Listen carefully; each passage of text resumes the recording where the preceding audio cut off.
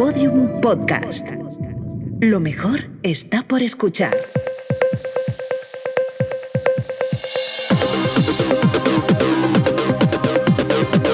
Saldremos mejores con Inés Hernán y Nerea Pérez de las Heras. ¿Cómo os gusta esta sintonía, chicas? Que yo sé que os lo habéis puesto este verano. De hecho, los últimos episodios, que fueron así como esos pequeños regalitos extra, los habéis reproducido un montón. Así que no podemos decir otra cosa que talented, brilliant, incredible, amazing, never done before, so stopping, spectacular, never the same, como diría Lady Gaga. Os queremos muchísimo. Gracias por creer en nosotras, por ser nuestro pilar, nuestra Virgen del Pilar también, por el apoyo, por vuestra vida, por vuestra escucha, por vuestro tiempo. Os queremos muchísimo, mejorcitas. No sé quién eres, no me acuerdo de ti, no sé lo que tengo que hacer. No sé qué hago aquí, se me ha olvidado todo, no recuerdo una vida anterior a las vacaciones, no sé si os pasa a las personas que nos estáis viendo. Anda, vaya morro. Bueno, las personas que nos estáis viendo y o escuchando hoy jueves día 11 de septiembre, jueves 11 de septiembre, empezamos un 11S. Empezamos un 11S, entonces, sí, empezamos un 11S. De aquí para arriba o para abajo, nunca mejor dicho. Empezamos un 11S. Bueno, pequeñas bebetones. licencias, ¿no? de arranque de curso. Tenemos que decir que nos hemos reunido con las jefas, porque ya sabéis que el grupo Prisa siempre está pues como así un poco en seísmo. Y bueno, de momento pues parece ser que nos dejan, gracias a haberlo anunciado, que seguíamos durante por lo menos 2 o 3 meses más. Aquí estamos. Aquí vamos a seguir por mucho tiempo hasta que se nos ponga el pelo gris, como a Wyoming, que es mi nuevo compañero de trabajo. Inés, ¿Cómo, ¿qué te Nerea? parece? Pero Hoy es barbaridad. jueves, hoy empiezo en el intermedio con una sección. Tengo un poco de miedo porque es en directo, entonces si tengo un moco, por ejemplo, eso Yo eso tengo va a estar miedo ahí. no por el moco, sino porque te capten. O sea, quiero decir, De es el ninguna mismo, manera, eso es ya el sabes mismo que nunca grupo pasa. editorial que el de Pablo Motos. Eso Entonces ya de sabes que pronto nunca me va a pasar. te van a hacer así y ya verás. Sí, a ver si te van a poner una trampa de oso y tú solo tienes una pierna ya y te quedas ahí capturada para siempre. Es dificilísimo captarme a mí. Con lo poquísimo que me gusta trabajar, Inés, que he estado todo el verano. O sea, es que tengo, de verdad, una querencia natural, tía. No sé si os pasa. Con Maldonado lo hablábamos yo creo que ha sido de los más escuchados de la temporada pasada, del no hacer nada, y con Evaristo Valls también. Tengo una querencia natural y un talento tan grande para no hacer nada ni aspirar a nada, que es una cosa... No sé, que es que cada verano me sorprende. Tú, lo contrario, porque cuando no tienes trabajo te lo inventas. Yo me reivindico a través del trabajo. Efectivamente me he inventado este verano, además, Pueblejeros, que es así como una serie divertidísima de fiestas de pueblo que se está ya empezando a emitir cada jueves en mi YouTube. Por supuesto, voy a utilizar esta plataforma para también la promoción. Y nada, hija, estoy muy contenta de tenerte aquí. Hemos visto tus andanzas, pero también es cierto que nos ha consternado un poco el verano que hemos atravesado, como bien os habrá ocurrido a vosotras, pues porque, bueno, pues todos los días mirábamos esas redes sociales exhaustas que no nos terminaba de dejar de descansar, entonces muchas veces teníamos ya que retirar el móvil, pues por la fatalidad de lo que está ocurriendo en Palestina, evidentemente, del genocidio ininterrumpido que lleva pues más de 50 años, pero claro, ya el nivel de intensificación este verano ha sido terrorífico, más los incendios, así que vamos a hablar de todo ello, si te parece bien, Nere. Lo que ha pasado estos días. 393.279 hectáreas calcinadas, la peor cifra desde 1994. 8 fallecidos, 30.000 personas evacuadas. Este verano, lo hemos estado viendo en directo, va a ser el más recordado por los devastadores incendios en muchos sitios. Durante 2 semanas de agosto ardieron más hectáreas que en todo 2022. Los incendios del siglo concentrados en 15 días. ¿Por qué empezamos septiembre hablando de este tema? Pues porque, tía Inés, yo creo que estamos metidas en un ciclo bastante dañino y absurdo de estímulos constantes. Nosotras hemos estado hablando de Palestina, por ejemplo, desde hace 2 años, del 7 de octubre de hace 2 años, y antes de eso también hemos mencionado la agresión colonial del Estado de Israel sobre los territorios de Cisjordania muchas veces, ¿no? Hay un agotamiento de las noticias en demasiado poco tiempo. Entonces, lo que pasa con los incendios es que cada verano los recursos naturales se destruyen en muchos sitios se echan las culpas los unos a los otros, es el día de la marmota, lo hemos visto 500 veces, y luego el verano siguiente vuelve a suceder porque en septiembre-octubre estamos hablando de que hay una influencer que no lee. Entonces vamos a intentar que esto no suceda, vamos a intentar hacer un seguimiento crítico a cómo se gestionan los recursos naturales en nuestro país y vamos a tener conciencia de cómo llamamos a las cosas, tía, porque esto, desastre económico, desastre ambiental, desastre humano, son lo mismo todo. O sea, es imposible que un desastre ambiental no acabe siendo en el corto o el largo plazo un desastre económico y que no sea siempre un desastre humano, porque nosotros formamos parte del ecosistema. Bienvenida, aunque te creas que eres Elon Musk y que puedes ponerte en órbita en cualquier momento. Recursos humanos y recursos públicos, porque una de las preguntas más repetidas este verano es ¿por qué ocurre esto en España? ¿Por qué cada verano se incendia y además de una forma casi milagrosa justo en los días en los que no llueve? Varios expertos han apuntado evidentemente al cambio climático como acelerador imprescindible pues, de estos incendios, en el que el calor, la sequedad y el viento pues, alimentan estas llamas y es un 40% más frecuente que en otras ocasiones. Entonces, este cambio climático que explica los incendios pues hace que el 77% de los montes, o sea, la consecuencia es que como no hay una ordenación de los montes, pues ese 77% de los montes estén expuestos con mayor facilidad a estas quemas. Tenemos que decir que hay una política forestal desequilibrada. Nerea, tú hablabas antes de la importancia de no caer en la temporalidad de las noticias y, en efecto, aquí se denuncia siempre toda esa falta de políticas públicas en muchas comunidades autónomas y ya señalamos indiscriminadamente a todas las instituciones y a todos los recursos mal utilizados porque la consecuencia han sido gravísimas y desastrosas. En este caso, el 60% del presupuesto que se dedica a extinción está muy bien, pero claro, no se dedica prácticamente presupuesto a prevención. O sea, es un 60 se dedica a extinción y 20 se dedica a prevención. Claro, que es poco, en vez de al revés. O sea, del 100% de recursos para los incendios es 60 extinción, 20 prevención. Pasa exactamente igual en todos los ámbitos. En el ámbito de las agresiones sexuales, pues a lo mejor podríamos prevenir con educación. Y entonces hacer una inversión ahí en vez de una inversión en acompañamiento, que también está muy bien y se lo agradecemos a la gente que pone los recursos, pero en fin. Todo esto pues, se ha traducido en una tormenta de mierda, ventilador de responsabilidades entre autonomías y gobierno central. Tienes la culpa tú de la prevención, tú haces las leyes, tú destinas el presupuesto, tus fondos europeos no llegan, sí que llegan pero tú los gestionas mal. Recordamos otra vez que la prevención de incendios y su extinción y su gestión es una competencia de las sobre las comunidades autónomas. Recae sobre las comunidades autónomas. Claro. Juan Carlos Suárez Quiñones, que es el consejero de Medio Ambiente de Castilla y León, no estaba durante los incendios, estaba en otro acto institucional y su ausencia coincidió con el desalojo de 800 personas de Lleres, Borrenes, Las Médulas, que es un paraje natural de valor incalculable, Carucedo, Orellán y Voces.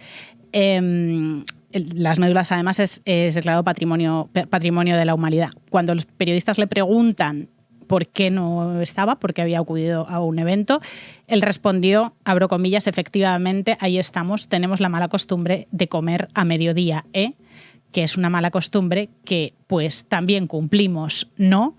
En contraste, hubo bomberos que estuvieron 8 horas sin comer, bebieron agua de mangueras como buenamente pudieron porque estaban en primera línea. También muchos vecinos, también muchos voluntarios y la sociedad civil organizada. Y esta es la peña que tenemos gestionando las cosas, que encima se permite contestar de manera pasivo-agresiva. O sea, tiene menos autocontrol, tía, que cuando nosotras trabajamos en un call center. Es que es increíble. No, o sea, ya es... Vamos a ver. Como tú bien estabas señalando, Nerea, esto tiene nombres y apellidos, y otro que tampoco estaba muerto, sino que estaba de parranda, era Mañueco, el presidente directamente de la Junta de Castilla y León, que... efectivamente ya hacen un alarde de macarrismo, como el que hemos visto de Almeida diciendo estos días que no es un genocidio. Es que son macarras. O sea, Isabel Díaz Ayuso, un alarde ya de la ignorancia. Ayuso comparando lo de la Vuelta, que ahora entraremos en eso, las protestas contra la participación de Israel en la Vuelta ciclista, con los atentados a deportistas israelíes en Múnich. O sea, siendo una tramposa y haciendo un uso repugnante, injusto del holocausto y de la persecución al pueblo judío, que a mí me han contestado colegas judíos afincados en Madrid o españoles o descendientes de sefardíes diciendo... Qué vergüenza. Qué asco de pava, O sea, qué puta vergüenza. Bueno, volvemos al tema. Mañueco tardó varios días en interrumpir sus vacaciones en Cádiz porque él se sentía así, pero que estaba pendiente del primer minuto, pues me imagino gracias a todos esos stories y todos esos vídeos que iban compartiendo los vecinos que vivían el fuego directamente y las llamas en los pies de sus casas, de sus fincas y bueno, pues incluso de sus propios ganados extintos a consecuencia de las llamas. Recordemos que Castilla y León es la comunidad más afectada, que ha mantenido un modelo privatizado, mantiene un modelo privatizado donde cada cuadrilla pertenece a una empresa diferente que sale a subasta cada 3 años. O sea, de nuevo, ¿a dónde van los recursos públicos? Y eso tiene una respuesta muy sencilla. Y, por supuesto, reivindicamos pues, toda la labor de los bomberos, los cuales han hecho jornadas de 16 a 21 horas, cuando el máximo legal son 12 horas, menos de 6 horas de descanso real entre turnos, cumpliendo con esas 10 horas mínimas. Veíamos incluso a los bomberos de Madrid también acudir y ayudar a extinguir estos fuegos, reclamando una estabilidad, unos convenios y una justicia en sus contratos, porque la dignidad también nos va en ellos. Sus salarios son de 1.200 a 1.400 euros por jornadas maratonianas, para que pongamos números a estas cosas.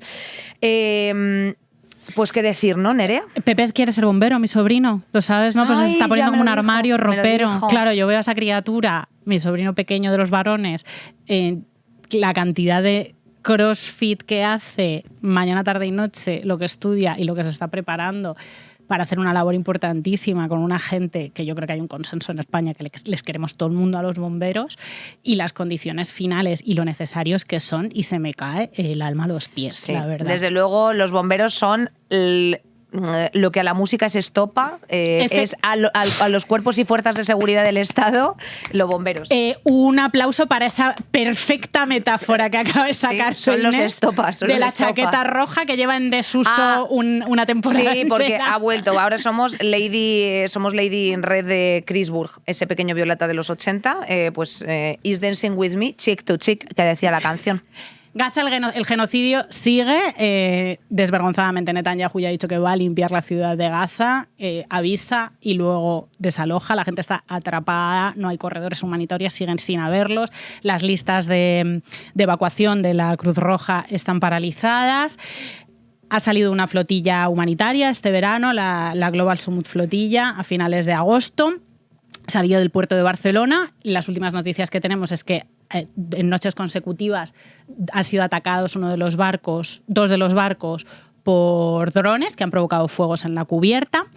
En Túnez, además, ¿sabes? Como en territorio como Israel, Israel cualquier día está en tu balcón, bueno, ¿sabes? Calla. Quemándote un geranio, porque da igual, calla, Israel puede hacer lo que quiera. Túnez precisamente ha dicho que no sabe si esto está enviado oficialmente por Israel o no. Claro, que es que ¿qué van a hacer? Porque claro, Túnez, ¿qué van a hacer? Túnez está haciendo la del avestruz, en plan de a mí no me metáis en esta. Israel es muy curioso, ¿no? La IDF, porque cuando quieren son muy precisos, ¿no? Ellos pueden tirar un pequeño ataque a un dron asegurándose de que no van a matar a Susan Sarandon, que está en uno de esos barcos, pero en cambio para atacar a los supuestos dirigentes de Hamas tienen que matar a 16.000 niños, ¿no? Porque son precisos a veces y otras veces no. Me pone muy mala leche cómo se está ridiculizando la acción ciudadana que supone la flotilla. La flotilla es, ante todo, y lo han dicho muchas veces las personas que están ahí, entre ellas Ada Colau, es poner de manifiesto el fracaso de los gobiernos en el intento de condenar, bloquear el comercio de armas, imponer sanciones a Israel, hacer cualquier cosa para parar este genocidio. La flotilla que está llegando y a la que se está ridiculizando son personas de la sociedad civil con barcos que decían, claro, por el mal tiempo no pudieron salir, tuvieron que volver, qué cutres. No son una no son recursos públicos, son barcos que han puesto... Sí, ni es el Titanic, son embarcaciones privadas. Son embarcaciones privadas claro. que muchas veces ha donado gente y ha cedido gente que las necesita para vivir, porque o las alquila o pesca con ellas. Correcto. Es gente que está poniendo en riesgo su vida, es un riesgo real. Israel dijo en la anterior flotilla que era la flotilla selfie para desacreditarles. Cuidado con eso un poco, porque claro, esta gente llega a las costas de Gaza, idealmente llegar a las costas de Gaza, y quien se encuentran enfrente cuando llegan no es Netanyahu, es un soldado radicalizado de 18 años que no sabe que esa mujer atractiva y canosa que tiene enfrente es la exalcaldesa de Barcelona, y entonces a lo mejor pues se le va la mano porque está con las hormonas y ha visto muchos TikToks sionistas y le pega un tiro. Entonces toda nuestra admiración, amor, suerte para esta gente tan valiente, tía. Está siendo, desde luego, un motivo de orgullo. Lo que no lo es, volvemos a insistir, esos negacionistas del genocidio, que simplemente, fíjate, para lo que servía leer, pues para una de las cosas es sencillamente abrirte el Estatuto de Roma de la Corte Penal Internacional, en el que su artículo 6 describe perfectamente lo que es el genocidio y bueno, pues esta catástrofe de la humanidad que estamos presenciando en directo. Aprovecho también que esta acción ciudadana que está emprendida por este grupo de personas, con todo el apoyo que está recibiendo, no solamente el nuestro, sino desde otros muchos lugares, lo cual agradecemos, hace que no dejemos de tener presente a Palestina. Como bien decía Naomi Klein, ese ruido de fondo que ya llega un momento en el que estandarizas, pues hay que seguir teniendo presente nuestro compromiso con Palestina. Tenemos que estar sólidas y tenemos que seguir un poco haciendo acciones como lo que acaba de ocurrir, que llega, por supuesto, tardísimo. Después de vender 50 millones de euros en los últimos 2 años en armas, municiones, bombas, granadas, carros blindados a Israel, ahora España ha formalizado el embargo total de armas, aunque desde luego no se han roto todas las relaciones. Pedro Sánchez salía el 8 de septiembre pues diciendo que había un paquete de medidas para endurecer la postura española. Sí que es cierto que somos de los pocos, junto con Bélgica, junto con Irlanda y junto con, creo que Eslovenia, que estamos teniendo una posición un poquito clara, porque ya las tibiezas no solamente las vivimos aquí con los influencers de turno, sino que esto es el estándar internacional, aparte de, lo que estamos viviendo del sionismo puro y duro ya metido en todas las grietas del sistema. Sí que es cierto que gracias, por ejemplo, a plataformas como Acampada por Palestina en Madrid, han detallado perfectamente que también tiene sus rencillas este paquete de medidas. Hay un embargo por Real Decreto que prohíbe esa compraventa de armas a Israel, pero sin embargo no incluye el tránsito ni el diseño en universidades, por ejemplo, armamentístico. Prohibición del paso por puertos de combustible con destino a Israel, pero no otros recursos clave como el acero. Prohibición de que entren en espacio aéreo aviones que transporten material militar, pero por los puertos pueden seguir pasando armas. Se prohíbe importar productos producidos en territorios ocupados, pero Israel sigue en eventos deportivos, siguen todos estos entramados económicos, etcétera. Por supuesto, la Embajada de Israel operando en España. En fin. De hecho, si quisiera entrar Netanyahu en España, podría. Los que no pueden entrar son los responsables directos del genocidio, que son 2 ministros, ¿no? Técnicamente. Y Puigdemont tampoco puede por esto todavía. Los datos comerciales confirman pues, que ha habido una continuidad de las relaciones armamentísticas. España exporta a Israel más de 866 millones de euros en mercancías solo la primera mitad de este año. Y como has dicho, pues importó 54 millones de euros en armamento. No se ha retirado la embajada española en Israel, esto es así. Además tenemos políticas desvergonzadas como Isabel Díaz Ayuso, que como decía hace un momento, se atreve a comparar la protesta civil en la vuelta ciclista contra la participación de Israel, que es pacífica. Además, la llama violenta, la compara con los atentados, trampas, estás haciendo trampas, estás exagerando, estás mintiendo. El ataque no es a los deportistas israelíes en absoluto y no tiene nada que ver con el de los Juegos, de Múnich. Y además, esto es como decir... es que la vecina del cuarto mató a mis padres y a mis abuelos y entonces yo mato a los hijos de la vecina del primero y además arraso con su casa y me la quedo y pongo ahí un Hilton. Esto es básicamente lo que está diciendo esta señora. que de verdad que paso vergüenza. Es que muy poca gente se atreve a ser abiertamente, muy poca gente se atreve a ser abiertamente sionista. También Almeida le dijo a Eduardo Rubiño, que esto lo utilizan mucho: si tanto apoyas al pueblo palestino, tú que eres maricón, vete a Palestina, ¿no? A ver cómo te tratan. Pues tú, que eres pro-israelí, vete a Israel. A ver si esto que llamas la única democracia liberal de Oriente Próximo te convence tanto cuando a tu hijo de 18 años le ponen un fusil en la mano y le dicen vete a matar niños que van a buscar comida. O sea, si realmente crees que esa es una sociedad humanitaria y civilizada, vete para allá, ¿no? Y además, maricones y bolleras está matando más la IDF en Palestina que los propios palestinos, porque no pueden. Están haciendo muchas trampas, están haciendo discursos que dan muchísima vergüenza y nosotras tenemos una posición muy clara desde siempre, la verdad. No olvidemos que todo esto es posible, bueno, pues también porque Washington mantiene un apoyo absolutamente incondicional a Israel, otorgando respaldo militar, logístico y político al gobierno de Netanyahu. Fíjate, Nerea, esta noticia que salía en el Washington Post, que circulaba un plan que me ha llamado bastante la atención en el gobierno de Estados Unidos para el futuro en la Franja de Gaza. Se llama Fondo para la Transformación, Aceleración Económica y Reconstrucción, el GREAT, y lo explicaba Macarena Vidal en El País, que básicamente lo que pretende es pues aliviar el territorio, como lo llaman ellos, ¿no? O sea, bueno, básicamente vaciarlo para que toda la población gazatí quede desplazada, al menos temporalmente, y que cada palestino renuncie a vivir y a seguir viviendo en Gaza a cambio de $5.000, o sea, 4.300 euros. Un collar de cuentas. Un collar de cuentas, les dan un collar de macarrones y bueno, pues y un año de alimentos y ya está. Así que este es el plan que se le está ocurriendo a este tipo. Bueno, claro, es que esto es abyecto. O sea, esto en un plano de... O sea, si tú tienes media cabeza y te abstraes de todo tu contexto, dices, esto no puede estar pasando. Pues sí. Otra cosa que no puede estar pasando, y está pasando, otra noticia con la que nos hemos encontrado este verano, una vez más, porque además esto no es la primera vez que pasa, y además enlaza con la entrevista que tenemos hoy, que estamos contentísimas, pero contentísimas. Yes. La llevaba persiguiendo yo años, me ha obsesionado este tema muchísimo. 32.000 hombres comparten imágenes de sus mujeres desnudas en un grupo de Facebook en Italia que se llama Mia Moglie. No es la primera vez que pasa. En Portugal se cerró un grupo de Telegram con 70.000 usuarios. Lo que es alucinante son las cifras.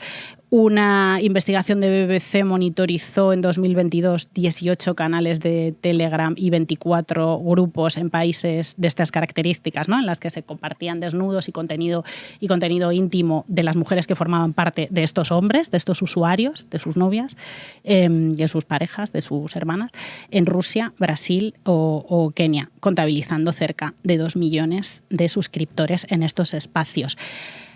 A mí lo que me alucina, tía, de estos espacios de sociabilidad masculina es como que la distorsión que tienen, los números primero, porque son muchos, y la distorsión que hace que tengas la cultura machista. No creo que los tíos nazcan así, obviamente, y esto es evidente. La distorsión que hace que o sea, el machismo como que se te mete en el cuerpo y te radicaliza de manera que deshumanizas incluso a la persona con la que tienes más confianza, que vive contigo, de la que estás enamorado, a la que quieres, en busca de la aprobación de otros 31.999 hombres que no son ella, ¿no? Hay una distancia entre busco el respeto y la admiración de otros hombres a costa de la dignidad de la persona con la que comparto mi vida. Es súper dañino para las mujeres, obviamente, pero también debería suponer un examen de conciencia masivo para los hombres. Y en estos espacios se ve el pacto interclasista entre varones. Estos espacios son lugares en los que se encuentran hombres muy distintos. O sea, creo que sería de los pocos espacios en los que se encuentran un reponedor y un marqués, ¿no? Bueno, porque tienen unos intereses comunes como perpetuar el control, perpetuar la dominación, perpetuar ese poder sobre las mujeres, porque desde luego se mercadea con los cuerpos, como tú bien has dicho, en un claro acto de deshumanización y bueno, también, ¿por qué no decirlo? Se comparten aprendizajes, se encubren, se protegen. imagen, todo esto con la finalidad de evitar ser descubiertos, sancionados y, por supuesto, consecuentes con sus actos. Tienen plena conciencia de lo que hacen. Yo creo que, vamos, la tienen de facto, que lo que están haciendo es un delito y no se delatan ni se denuncian. O sea, eso sigue ahí, sigue circulando. Hubo creo que fue como un artículo muy interesante precisamente en México que se llamaba El Pacto de Silencio, que también 70.000 hombres en un chat de Telegram ofrecían a sus madres y hermanas para que otros pudiesen violarlas directamente. Entonces, esto está ocurriendo a todos los niveles, en todas partes del mundo y con todos los pavos. Y ahora nos pilla con conciencia feminista. Gracias a Dios. Bueno, gracias al movimiento feminista. Gracias gracias al movimiento feminista. Perdona, Clara Campoamor, bebé, estaba despistada. Pero imagínate, tía, que te pilla en una sociedad en la que todavía nadie ha oído hablar de cosas como el pacto interclasista entre varones, que nadie ha oído hablar del acoso sexual. Como, por ejemplo, sin irnos más lejos, el año 2001. El tema del día. Pues te mencionaba 2001 porque en 2001 Nevenka Fernández, concejala de Hacienda del Ayuntamiento de Ponferrada, denunció formalmente por acoso sexual al entonces alcalde Ismael Álvarez de su propio partido, el Partido Popular.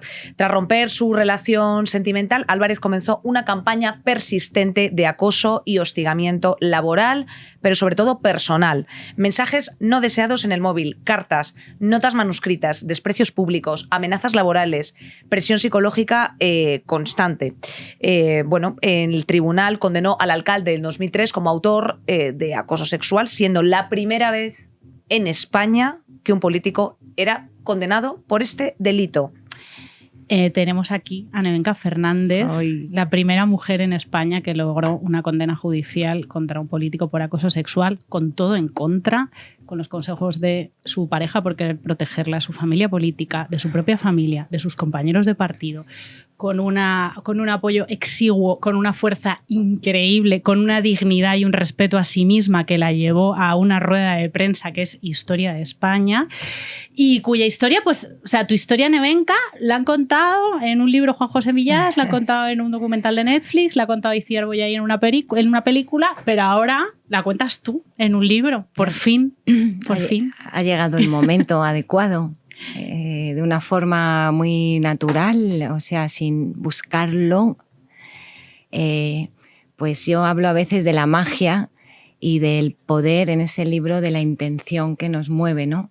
Y creo que una de las razones por las que estamos aquí, una muy importante, es esa. No es la única, porque también en este camino ha habido siempre pocas, pero personas muy importantes que ayudaron a que yo pudiese seguir caminando este proceso, ¿no? Que ahora cuento.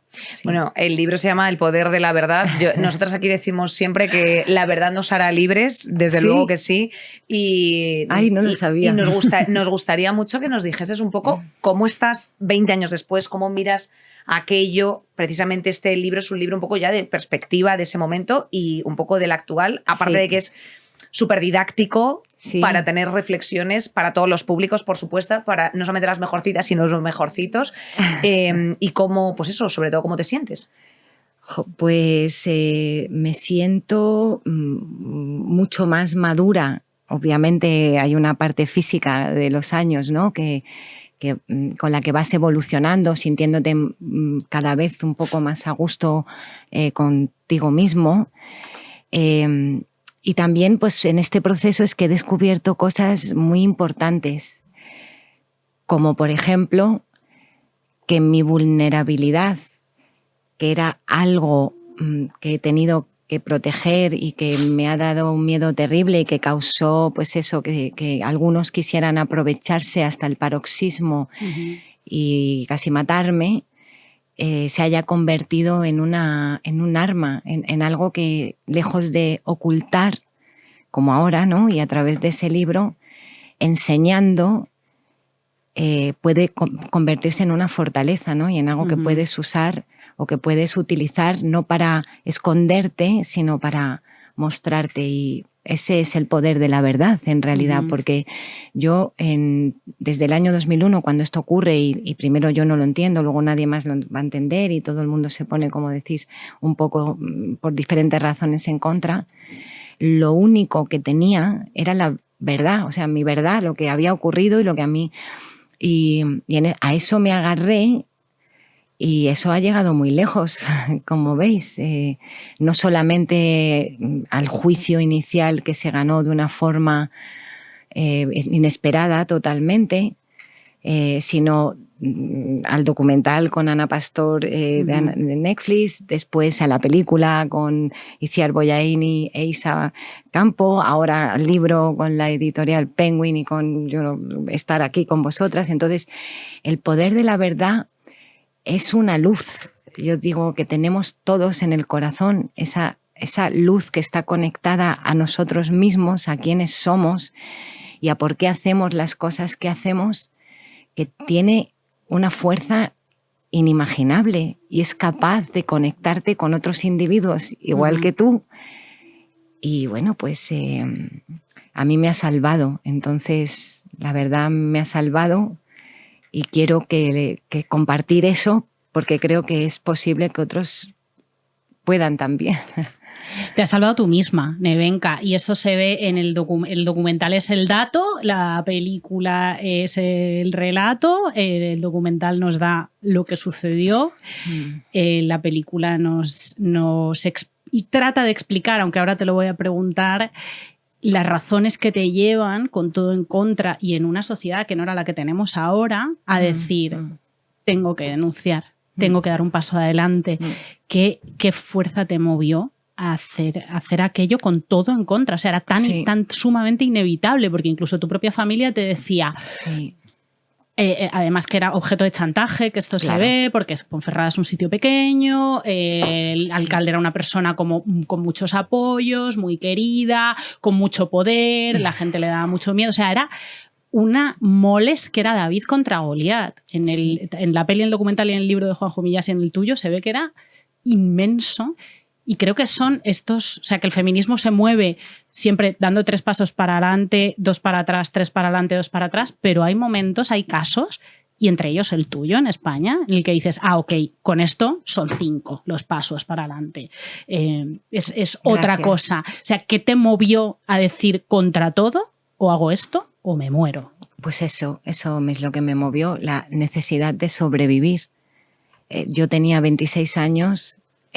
Primeramente no fui consciente de lo que me estaba pasando hasta que no descubrí, como todo el mundo sabe, después de aquella llamada en la que Lucas, que era mi amigo de la carrera, nos conocíamos de siempre, o sea, un amigo me dice, pero este hombre no te habla como un jefe, te habla como un amo. Y yo en ese momento creo que destapó pues todas, o sea, o validó todas las situaciones que yo hasta ese momento había vivido, que casi no había compartido, porque en esa luz de gas, ¿no?, del maltrato, también llega un momento en que ya no sabes quién eres o ya no eres nadie. Y en ese momento que Lucas me dice eso y tengo el primer ataque de pánico que no sabía lo que era y me llevan a urgencias y una psiquiatra dice, oye, pero espera un momento, esto es, tú sabes que estás sufriendo acoso. Y yo digo, ¿acoso? ¿Eso qué es, no? Ni siquiera sabía lo que significaba. Entonces, los siguientes primeros meses esos que en Madrid, ya con ayuda de terapia psicológica y un poco empezando a entender qué era el acoso y empezar a poner juntas todas esas situaciones que individualmente yo no comprendía, pero que en conjunto enseñaban o sea, me di cuenta del horror que había vivido, de la cantidad de dolor y de miseria que tenía dentro de mí, de culpabilidad, de vergüenza, y no iba a poder vivir con eso. Entonces, ese proceso de conocer qué había ocurrido y de saber cómo estaba yo, era mi única opción, ¿no? Es que no tenía otra para seguir viviendo. Por supuesto que por protegerme muchas personas me aconsejaban, porque su poder era muy grande, las amenazas comenzaron muy pronto. Yo creo que en un primer momento él no se imagina que yo voy a ser capaz de denunciar, y por eso se decide, que eso no lo decidí yo, ir a Ponferrada a dar esa rueda de prensa. La intención de eso era protegerme físicamente, o sea, literalmente proteger que siguiera viva. Uh-huh. Pero bueno, enseguida supo que, ¿sabes?, que se ocurrió, porque la denuncia se puso el mismo día para asegurarnos que podíamos hacerlo. Uh-huh. Poner la denuncia. Una de las personas que trabajaba con mi abogado, ese mismo día de la denuncia pública, se va a poner la denuncia a Burgos ese mismo día, para que él no tuviera la posibilidad de trampear eso y de que eso no ocurriera, ¿no? Entonces yo necesitaba sobrevivir, es que no... Y estabas en medio, perdona, de una campaña de descrédito y difamación, porque lo que se decía, sí, claro, la mentira que corría era que estabas en un proceso de desintoxicación, que tenías anorexia, que no hacías bien tu trabajo. Eso con pasquines, literales. O sea, con papeles. Con papel por la ciudad, claro, sí, que... Cuando hablamos de que tú das esa rueda de prensa a la vez que se pone la denuncia para que eso no, o sea, para que no se intercediera esa denuncia, es porque me gustaría que nos contases un poco cómo era la España de hace 20 años, o sea, porque pues podía ocurrir, tu contexto político también. Claro, podía ocurrir que tú fueses a poner una denuncia y no te dejasen, o desviasen la denuncia, o se perdiese, o se extraviase. Claro, el poder político es algo y las ramas que ese poder político tiene en todos los demás poderes, que también son poderes, pues sigue vigente. O sea, que hace un momento estabais hablando de otros temas muy graves que están ocurriendo en el mundo, y todos sabemos que es difícil a veces creérselo, pero lo tenemos delante de las narices y pretendemos que no está ocurriendo. Claro, el poder lo tenían todo, absolutamente todo ellos. Y el poder político, el poder mediático, el poder económico, todos. Entonces, ellos vinieron a contraatacar, o sea, ellos podían contraatacar con cualquier cosa. Mi familia recibió durante esos meses, yo creo que en algún momento ellos pensaron, ¿no?, que esta posibilidad podía pasar, que yo fuera a denunciar, porque según fue pasando el tiempo sin tener noticias, y yo me separé también un poco en esa época de todos, o sea, y de todo. Y inicié un camino con Lucas en Madrid, con los psicólogos, los psiquiatras que me seguían, mi propio proceso de comprensión y las visitas con Adolfo Barreda. Me acuerdo de las primeras, yo solo quería saber qué pensaba él, porque también en esto, ¿no?, me podía ver. Adolfo Barreda, mi abogado, uh-huh, y amigo, también ahora ya, el que me defendió en el juicio de Burgos, uh-huh, ¿no? Y yo también al principio pensaba, bueno, a ver qué dice este hombre, porque a lo mejor, ¿no?, todo lo que yo escuchaba era no va a ser posible, no, ¿dónde te vas a meter? Esto solo te va a crear más problemas, ¿cómo vas a demostrar? Y yo lo comprendía, esto es verdad, era así, pero necesitaba sobrevivir. Entonces, Adolfo no me dijo nunca, esto va a ser muy fácil, ¿eh? Me dijo, va a ser, que lo dice en el documental, muy duro, pero sí que veo que podemos montar una cosa aquí con lo que tenemos, que no eran muchas pruebas, pero alguna había, y vamos para adelante. Entonces, bueno, pues fue un momento que os decía esta mañana, después de haberlo visto 1.000.000 de veces, todavía digo, madre mía, tío.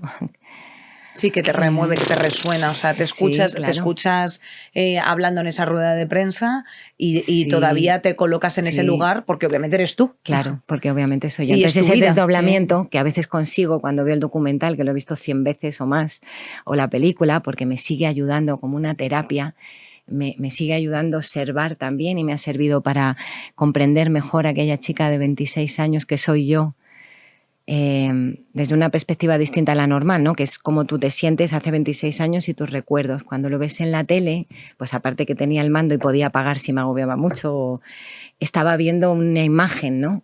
Y eso me ha dado, pues me ha ayudado mucho, porque he podido entender cosas que sin verlas quizá no me hubieran costado más, no lo sé, o las hubiera entendido a nivel de entraña, pero no de una forma más racional, ¿no? De madre mía, ¿qué pintaba yo ahí? Yo a veces lo miro y pensaba cómo no me podía dar cuenta de lo que es obvio, ¿no? Porque solo hay que ver también sus declaraciones y a él y a toda la gente que había alrededor y me preguntabas por la cultura, pues era esa. Era esa que se ve, era la del juicio del fiscal Ancos, que también he contado mucho estos días, que el fiscal Ancos, que todo el mundo conoce por esas declaraciones que salen, ahí estuvo educado en comparación con cómo me trató durante el juicio de instrucción, que fueron unas 8 o 10 horas también de dar testimonio, ¿no? Este juicio donde se decide si luego va a haber un juicio o directamente se archiva la causa. Y el fiscal García Ancos ya estaba allí en esa sala pequeñita exponiendo su manera, su pensamiento, de una forma mucho más agresiva incluso que hay. Entonces, yo vivía ahí. Perdona, Nevenka, las declaraciones del fiscal Ancos que todo el mundo recuerda son tú no eres una cajera del Hipercor que se tiene que dejar tocar el culo para llevar el pan a sus hijos. Es lo que te dijo, culpabilizándote del acoso. Esto es lo que todo el mundo sabe, pero nos dices que en la instrucción fue todavía más machista, todavía más agresivo. Sí, hay algunas declaraciones suyas que yo no supe hasta más tarde que se había publicado esto, que creo que decía esa que era una putilla. O sea, y punto. Decía esas palabras en alguna medio. O sea, claro, me preguntabas antes que cuál era, Nerea, la cultura. ¿Cómo era España en el 2001, tú, Inés? Pues eso es un representante de la cultura española. Bueno, otra representante, Ana Rosa Quintana, hoy por hoy vigente, que tenía unas declaraciones en la que decía claramente, una chica, abro comillas, una chica que es licenciada, que tiene un máster, que es concejala de Hacienda, una persona que tiene una solvencia cultural. Primero, ¿cómo se deja ser acosada? Y después, ¿cómo tarda tanto tiempo en denunciar? De nuevo, ¿no? Ese relato que todavía sigue bastante vigente de la víctima perfecta. Claro, sí, y una ignorancia que yo me apabulla, o sea, pienso, pero es que, o sea, es billón ignorancia, porque no es solamente ignorancia de ti mismo, que puede que nunca te haya pasado nada que tú puedas relacionar, vamos a creernos eso, ¿no? Imagínate, pero yo estoy segura que cualquier persona a su alrededor, con que abras un poquito los ojos, ha vivido situaciones donde, o sea, no te digo un acoso salvaje como el que viví yo, pero, ¿sabes? De abuso de autoridad, de poder, a ver. Sí, pero ahora podemos ponerle nombre mínimo. Cuando tú hablas de esa Nevenka de 26 años, es que esa mujer salió de Matrix, salió del espejo de Alicia. Es que, claro, lo que tú hiciste en un poco espacio de tiempo. Me encanta esa película, Nerea, perdona, es que la has nombrado y mi hijo se llama Neo, uno de ellos, no por me esa digas. peli. Claro, pues mira, pues me lo tú está eres contando y claro, yo lo entiendo. Es que tú eres un Neo totalmente, o sea, tú sales de un mundo artificial con unas reglas autoritarias, feudales casi, concejala joven del PP. Las cosas son así, él te manipula de una manera que ahora identificamos y sobre la que reflexionamos diciéndote que esto es terrorífico. Mira, se me pone la carne de gallina. Porque estamos viviendo la emoción, claro. Sí. Cuando te dice, porque es que me veo y veo a gente. Claro. Te manipula haciéndote pasar por demasiado exagerada, demasiado desconfiada. ¿Qué pasa? Que no podemos ser amigos. He cogido una sola habitación de hotel porque los amigos pueden dormir en camas separadas. ¿Qué te crees, flipada? ¿Que te voy a violar? Se aprovecha de tu programación. Se aprovecha de tu programación de la Matrix, de buena educación, de no pasar por una creída y una exagerada, de ser profesional, de ser tranquila, educada, de responder a tus valores, de responder a tu partido. Se aprovecha de todo esto hasta destruirte como persona. Pero tú sales de este mundo artificial y le pones nombre a esto. Es que es heroico. Cae un libro en tus manos, hay una psiquiatra en tu camino, y sales de tu propia programación. Es increíble. O sea, no, te lo dice, una psiquiatra lo nombra, pero también hay un libro que cae en tus manos en un momento dado que no recuerdo. El acoso moral de Marie-France Irigoyen. Este libro, o sea, este libro todavía lo tengo, chicas. O sea, cuando vino Borja Hermoso a hacerme la entrevista, que vino a Dublín, a mi casa, Yo creo que lo vio, o a lo mejor no, todavía lo tengo a mano, porque es un libro que me encanta leer, porque es muy difícil explicar estas situaciones difíciles, anodinas, que te van minando, ¿no? Y esta mujer, que es una psiquiatra francesa, que además aparece en la versión francesa del libro de Millás, haciendo no sé si es el prólogo, y que conseguí contactar cuando esto ocurre a través de LinkedIn, que es el único medio en el que yo me manejo ya.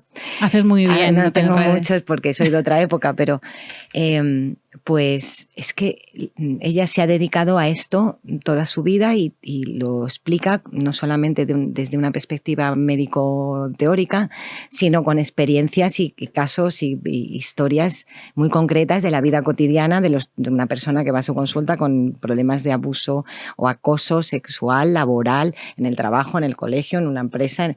Y es súper didáctico y muy esclarecedor y me sorprende todavía a día de hoy qué fácil lo hace, lo leo y digo, joder, qué bien lo explica. Pues, pero mira, así que justo estábamos hablando de esto y yo creo que la parte, o sea, la labor que tú estás haciendo a través de que nos resuenen las cosas es la labor que estamos abriendo camino ahora, o sea, porque parece como una utopía pensar en que puede existir una educación sexual afectiva que mencionábamos al principio del programa, que sea de verdad preventiva para que no tengamos que llegar a estos puntos en el que todo el mundo pues haga como, sí, hombre, vaya tontería, ¿no? Sí, claro, Yo hablaba con mi pareja y teníamos una conversación en la que yo le decía, tío, no sabéis la manga ancha que se ha tenido por parte de las tías heterosexuales a los tíos, o las tías bisexuales a los tíos heterosexuales. O sea, se ha tenido una manga así de ancha en el que ha habido cosas que ante la duda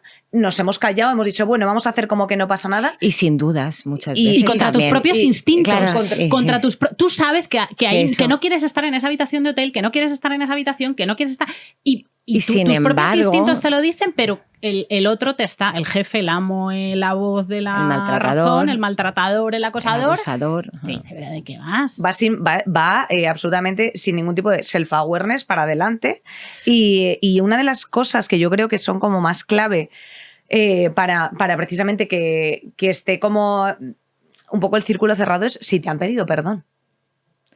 Ellos, ¿te refieres a los que cometieron? ¿Alguien te ha pedido perdón? Alguien del PP de Ponferrada, el PP en general, que Ana Botella también tuvo. No, pero chicas, yo eso no lo esperaba. Pero chicas, ¿de qué va? Y vosotras tampoco. O sea, es como pedirle peras a un olmo. Es que yo no. O sea, no, nunca nadie me ha pedido perdón. De hecho, creo que alguna vez cuando han sido preguntados después de los diferentes momentos en la historia en los que el caso Nevenka, que tanto que tratan de ocultar y quitar, sus respuestas han dicho mucho de, bueno, la de uno es yo jamás hice nada y si nunca hice nada y entonces esto es una venganza, no sabemos muy bien de dónde, ¿no? Esa teoría suya es de el acosado soy yo, o sea, uno se ha ido ahí a esa deriva totalmente ya de no tener, claro, de no tener nada más que... Pero fíjate, yo pienso que eso es una cosa positiva, es dura, pero la única manera de ver a esta cultura de la que estamos hablando, como ocurrió con el juez o con el, fiscal García Ancos, es viéndola, porque si no estaríamos aquí diciendo hay jueces o hay fiscales terribles, pero es que si no lo ves, pues mucha gente seguramente no lo creería, Ana, esto del feminismo, pero si ya tenéis todos los derechos, ¿para qué queréis tener más? Si ya os tratamos a todos con igualdad, pues tienes que ver eso para entender que no. Y lo mismo ocurre, no, nadie me ha pedido perdón, tampoco lo esperaba. Quiero decir una cosa, Nerea, porque es importante para mí y antes no he podido nunca expresarlo, es algo que en el documental no salió, aunque grabamos sobre ello, pero yo todavía ahí me hacía... Y es que Nevenka nunca fue militante del PP, participé con ellos en esas elecciones por primera vez en mi vida, nunca había tenido una idea política. Fue una oferta de trabajo, ¿no? Fue, claro, una oferta de trabajo para volver a mi ciudad o mi pueblo, a trabajar por mi ciudad. Y además una de las cosas que sí que sale en el documental y que recuerdo nítidamente, porque en mi familia hay gente que ha votado al PP y, por ejemplo, votantes del PP, pero también hay muchos rojos perdidos y con todos me llevo bien y he querido mucho por muchas diferentes razones, dependiendo de qué gente, ¿no? O sea, que Nevenka no tenía yo no era una militante del PP, eso también tuvo su lío, porque claro, uno se pregunta cómo me podían odiar tanto. Y pues una de las razones era esa, que una chica de 25 años sin ninguna experiencia política, no era la experiencia política, ¿no? Era que yo no había estado currando en esa campaña, yo no tenía ninguna, ¿sabes? No había hecho ningún trabajo para merecerme. Y luego, que ese puesto que él me da después, originariamente esa no era la idea. O sea, la idea era que yo volvía a un puesto de concejal en los números primeros para salir seguro, porque necesitaban una mujer con un perfil que yo, por supuesto, daba. Así como preparada, joven, sí. Pero yo iba a poder seguir trabajando como auditor. De hecho, yo ya había hablado con un despacho para poder seguir yo mi carrera profesional, ¿no? Y cuando gana las elecciones, él decide que yo voy a ser concejala de Hacienda y Comercio, que era algo también muy excitante, pero claro, la otra parte era que implicaba una relación constante, directa, de dedicación exclusiva, ya no podía estar fuera de allí, claro. Y era un control mucho más, ¿sabes? Y eso creo que es importante, porque yo sé que la gente, o se dijo en su día, hace muchos años, ¿no? Como era del PP o era de derechas, pues la izquierda no la acompañó, ¿no? Y como era, y no era ni de derechas, ni, ¿sabes? Si ellos hubiesen sido de otro partido, yo hubiera venido también a Ponferrada a ayudar a mi ciudad, porque no tenía ni puñetera idea de qué era la política y pensaba que era otra cosa. A los 26 años pensaba de verdad que era poder trabajar por tu ciudad y hacer cosas por tus ciudadanos y por la gente buenas, las que pudieras, ¿no? Y de hecho, una de las cosas que te fastidia, que te jode profundamente en ese momento que te hagan y que lo utilizan porque saben que es tu punto débil, es atacar tu valía profesional. Claro. Esconderte papeles, quitarte información, acoso dejarte laboral en blanco, hacer acoso laboral para hacerte pasar por incompetente, que esa es una de las cosas que realmente te toca mucho en tu dignidad y en tu orgullo, porque tú estás sobradamente preparada, haces muy bien tu trabajo, pero ese trabajo queda boicoteado. Claro.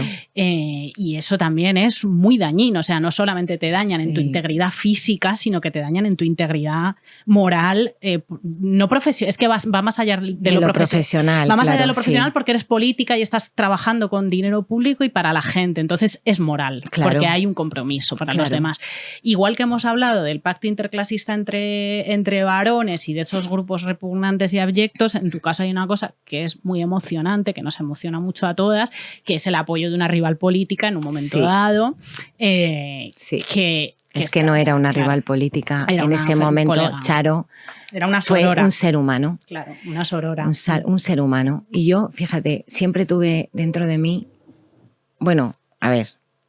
Yo fui a hablar con Charo sin tener ninguna relación con Charo. O sea, yo a Charo la conocía del ayuntamiento y estaba sentada en la bancada de enfrente. Porque fue un salto de fe total. Y habíamos discutido en algún pleno algún tema del ayuntamiento, pero no tenía ninguna, cero relación profesional, ni antes ni después. Fijaos lo que os digo.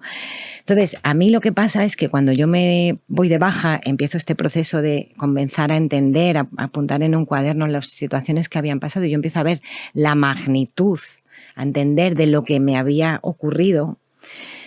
Y en el ayuntamiento nadie decía una palabra. ¿Tú te crees que sale una persona con una responsabilidad como la de Hacienda y Comercio en un ayuntamiento? Claro, que es requerida para todo el día a día. Y habían pasado 2 o 3 meses y allí nadie decía una palabra, porque no podían. Claro, porque sabían perfectamente lo que habían hecho. ¿Y qué dices? Está enferma. Si hubiera sido una cosa normal, ¿no? Yo entiendo que en algún momento alguien hubiera dicho. Entonces pensé, estos están esperando en este retorcimiento que tienen, como ya empecé a entender su retorcimiento. Su forma de operar, ¿no? Claro, su forma de operar, de ocultar, de que parezca, de los pasquines que salían por la ciudad. Entonces pensé, estos están esperando a que la oposición se queje y diga, bueno, ¿dónde está el concejal de Hacienda? Que no dais explicación. Y en ese momento aprovechan, me largan, así, de mala manera, queda el que está drogadicta o en una vez. Y entonces, así lo pensé, os lo prometo, pensé, voy a hablar con Charo Velasco. Hombre, yo había tenido o sea, la había conocido, sabía que era médico y te había perdido todo, ya tenía todo perdido. Entonces en mi mente pues pensé, bueno, si esta mujer es otra más, es una más y esto lo utiliza y me destroza, y pues, ¿qué tengo que perder? Si en realidad yo ya no tenía nada que perder. Y ocurrió pues O sea, un te error acercas del a ella, sistema. te acercas a ella y ella que le Yo cuentas quedamos todo. en mi casa, imagínate, la llamé, ella lo cuenta en el documental, yo la llamé, le dije que necesitaba hablar con ella, no le dije obviamente para qué. Y como todavía no podía hablar de la situación de acoso, no era capaz de verbalizar, me daba mucho miedo, me daba vergüenza, me daba, pues creo que con mis padres hice lo mismo. Al principio les daba los informes de los psiquiatras que yo ya tenía, me habían visto 2 o 3 médicos diferentes en distintos momentos y entonces ella lo cogió así, como se ve en la peli, lo cogió, lo leyó un poco y me vio. Me escucho, o sea, es que no había que ser muy, o sea, esa parte humana que también es el poder de la verdad, ¿no? En ese momento yo aún no lo llamaba así y no lo sabía, pero ahí existió pues un ser humano que está viendo a otro ser humano en una situación desesperada, y lo que hace un ser humano es que tenga un mínimo de principios morales, éticos, de sensibilidad, ¿no? No te pregunta, pero tú es que eres, no te dice, ¿de qué partido eres? Si hubiera sido del... No, claro. No, te está por coge, encima, claro. te levanta y me dijo, inmediatamente me dijo, y se preocupó muchísimo además, y ella me dijo, ¿y tú has pensado en denunciar esto? ¿Cómo estás? ¿Qué vas a hacer? Y yo, pues esto era en el mes de, yo qué sé, sería octubre, finales de octubre o noviembre, todavía quedaba mucho camino por recorrer, ¿no? Pero es verdad. Entonces, eso que sale en el docu, que además es tal cual, claro, a ellos, imagínate, les sorprendió muchísimo la oposición. Ellos no decían nada, y la oposición tampoco. Y otro mes, sin concejal de Hacienda en un ayuntamiento, sin poder hacer presupuestos, sin poder poner comisiones Y de la oposición Hacienda. ninguna pregunta, gracias. Nada, sí. Claro. Y claro, y en tu partido flipando. Claro, imagínate. Sin saber Entonces que... yo ahí tuve como una paz porque me daba, o sea, yo me estaba recuperando. En ese momento yo ya estaba empezando a pensar que denunciar era mi única salida, la única cosa que iba a permitir salvarme, y eso me dio pues un poquillo de tiempo, porque luego la denuncia ocurrió en marzo, ¿no? El libro del poder de la verdad tiene como un montón de frases que son palabras de aliento con la que cualquier persona realmente que haya transitado o no, pero en muchas ocasiones de su vida, cualquier situación pues de abuso de poder o de desigualdad. Hay una que me ha gustado especialmente, que es la de: es difícil entender y defender tu propia cordura cuando todos a tu alrededor creen que estás loco. Sí. Tiene un montón de enseñanzas, pero ¿qué les trasladarías así un poco pues para ir cerrando el encuentro a todas esas personas que están atravesando un momento en el que pues no saben si identificar una cosa, si no identificar, si trasladárselo a las personas que tienen más cerca, si dar un paso al frente? Según tu experiencia y con todas las conversaciones que has podido compartir con mujeres que han dado un paso al frente, ¿qué podrías decirnos? Gracias, Inés, por hacerme esta pregunta, porque ese es el motivo del libro, ¿no? Y no hay una sola cosa, pero para tratar de resumir estos días, ¿no? Pensaba en la importancia de creerte a ti mismo, de saber quién eres y qué quieres. Y creer en eso, ¿no? Porque estamos programados como seres humanos, ¿no? Y por diferentes razones, por la vida que vivimos, por la rapidez de la vida con la que vivimos, por las comunidades, por las culturas, por lo que nos enseñan, por lo que nos... a ocultarnos quiénes somos. No tenemos el tiempo a intentar entender cuando algo no nos gusta o nos parece, o sentimos algo extraño ante eso, ¿no? A no admitirlo, a buscar la forma, y con las mujeres todavía mucho más, porque estos son siglos de incomprensión y de una doctrina que tenemos dentro del cuerpo y de la mente, y que es difícil hasta a veces para ti mismo, ¿no? Entonces les pediría que busquen un momento a todos los que estén pasando y a los que estén alrededor también, que busquen un momento para estar consigo mismos y se atrevan y sean valientes a mirarse y porque creo que de ahí se pueden construir muchas cosas y todos tenemos esa luz. Y para mí, en mi experiencia, es la única que puede salvarnos. Así que... Nevenka, sí, nos has contestado, absolutamente. Sí.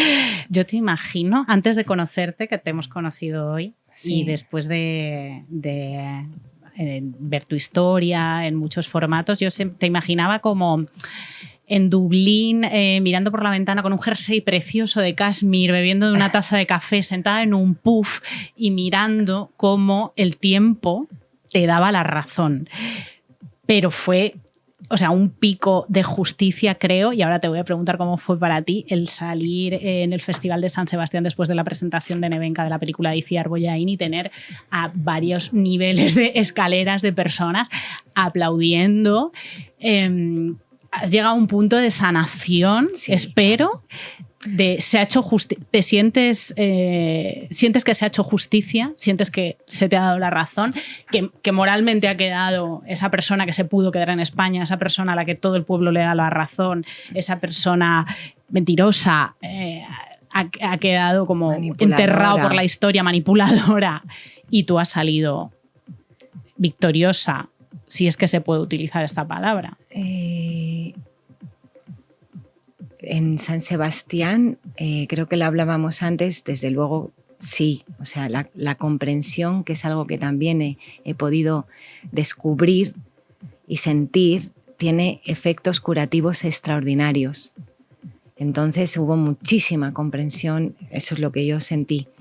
Pero es que además esa comprensión no era hacia Nevenka solo, claro, que también era hacia cada una de las personas que individualmente vivieron con nosotros la película y el proceso, ¿no?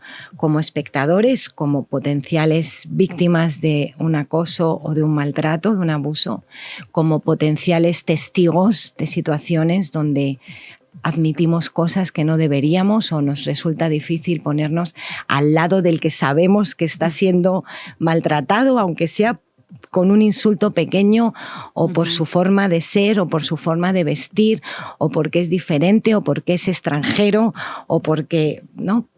O porque es mujer. Y eso fue catártico, pero a un nivel que ya sabéis, o sea, yo no pude pronunciar una palabra sobre eso en 3 o 4 días, te lo prometo. Y solamente solamente quería absorber todo eso porque entendía a un nivel muy emocional lo que estaba ocurriendo, pero no podía. Y le decía a Itziar todo el rato, lo han entendido. Es que claro, ya. Es algo muy difícil de explicar y no, pero me parece que lo has resumido fantástico, que es lo han entendido. O sea, aquí que mencionamos todo el rato el poder audiovisual, o sea, lo complejo de trasladar situaciones, experiencias, de ponerle palabras, porque incluso en muchas ocasiones, siendo parte de esas experiencias, no tenemos por qué ser ni activistas, ni tenemos por qué demostrar o formar un discurso con unas palabras que se acomoden al propio espectador o al oyente y sin embargo, hay algo que da esperanza porque es lo humano.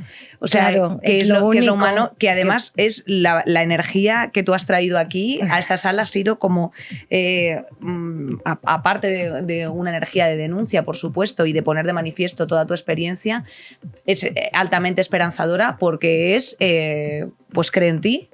Has traído una camiseta que pone de Metallica Nothing Else Matters por detrás. Has traído mucha paz. Y has traído ese Vienes mensaje. del futuro para traernos la paz. No en tu 2090. caso no viene del pasado, tu caso viene del futuro. Enhorabuena, Nevenka, estás en 2090. Gracias, chicas. Ha sido por fin escucharte y poder darte un abrazo. Ha sido increíble, ha sido increíble.